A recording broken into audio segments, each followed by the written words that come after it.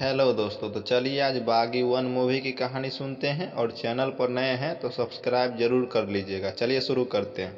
Raghav Setty Kalaripayattu champion, martial art world champion और एक खूंखार गैंगस्टर है जो हैदराबाद में अपने फिल्म के सेट से सिया खुराना का अपहरण कर लेता है और उसे बैंकॉक ले जाता है।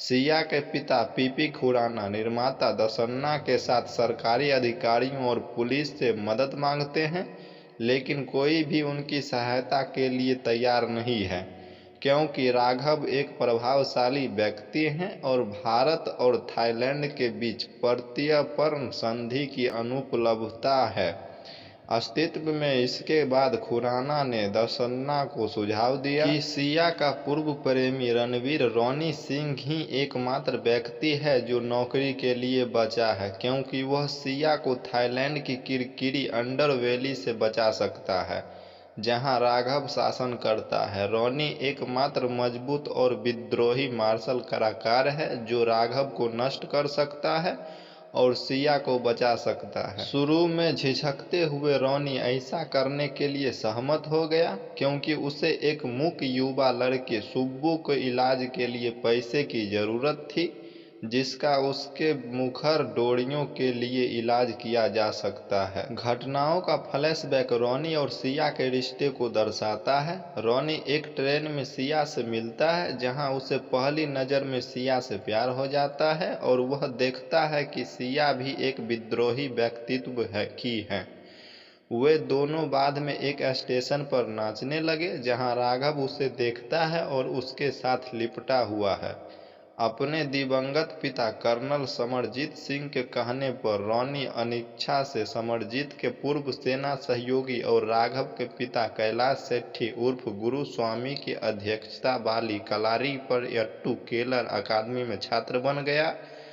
समय के साथ गुरु स्वामी ने रॉनी को एक कारण के साथ एक विद्रोही के रूप में अनुशासित किया। इस प्रकार रॉनी को एक मजबूत और विद्रोही मार्शल आर्टिस्ट बनाने के साथ साथ उसे कलारीपयट्टू की मार्शल आर्ट में सफल मास्टर बनाया।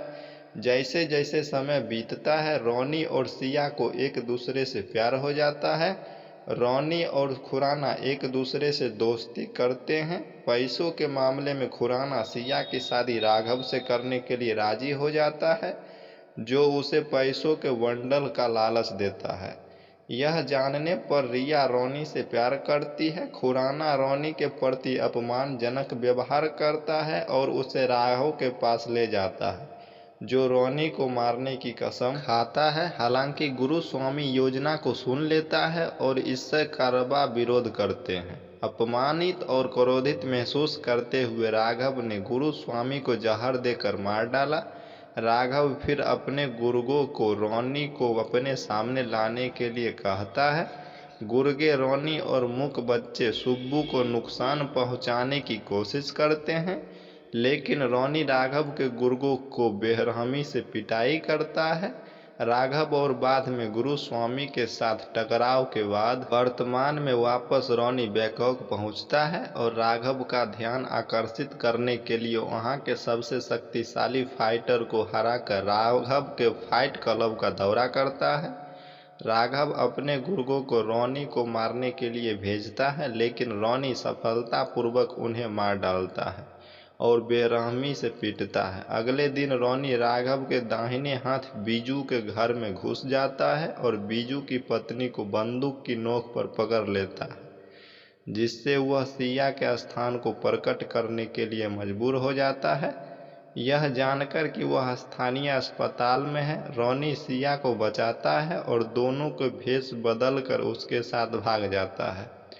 राघव उन्हें ढूंढने में कामयाब हो जाता है, लेकिन कुछ नहीं कर पाता। दोनों वापस भारत जाने के रास्ते में एक द्वीप पर रुकते हैं, जहां सिया को अपने पिता के धोखे का पता चलता है और युगल फिर से मिल जाता है। राघव और उसके आदमी अचानक जोरे पर हमला करते हैं। बीजू ने रॉनी को गोली मार दी, जो चट्टान से गिर गया। राघव सिया को वापस अपने स्थान पर ले जाता है, लेकिन सिया को पता चलता है कि रॉनी जीवित है। रोनी को बाद में उसके आक्रामक अंडरबेली के बारे में सतर्क किया गया। बीजू के विश्वासघात को महसूस करते हुए वह उससे सवाल करता है। बीजू इस बात की पुष्टि करता है कि उसने रोनी को वैसे ही बख्शा जैसे उसने पहले अपनी पत्नी को बख्शा था। असंबद्ध राघव ने बीजू का गला काट दिया। रोनी राघव की बिल्डिंग पर धावा बोल देता है और अकेले ही राघव की नौकरी में सभी हथियारों और तलवारबाजों से लड़ता है। वह राघव के पास पहुंचता है जो शुरू में उस पर हावी हो जाता है, लेकिन जब राघव को पता चलता है कि वह वही था जिसने गुरुस्वामी की हत्या की थी, तो रोनी क्रोधित हो जाता है और राघव को मारने के लिए गुरुस्वामी के सिग्नेचर मूव्स का इस्तेमाल करता है। अब खुशी खुशी सिया के साथ रोनी गुरुस्वामी के स्कूल में नया शिक्षक बन जाता है, जहां अब गुरुस्वामी की एक मूर्ति खड़ी है। तो मूवी की कहानी हो गई ख़त्म। चलिए मिलते हैं नेक्स्ट वीडियो में, तब तक के लिए जय हिंद।